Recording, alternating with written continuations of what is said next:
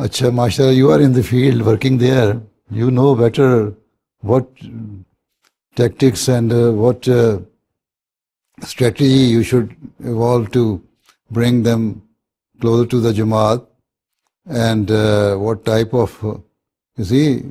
if they are well trained from the very childhood,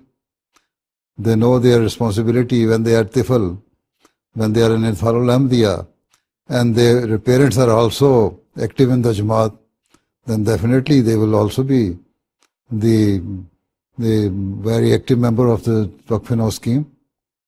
If their parents are lazy and they are inactive, they are not taking part in the Jamaat activities, they are not observing their responsibilities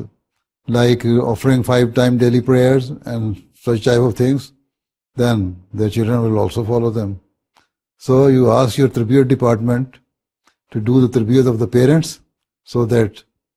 they set good example before their children, Waqf Nau Children and other children, and then in this way that can help you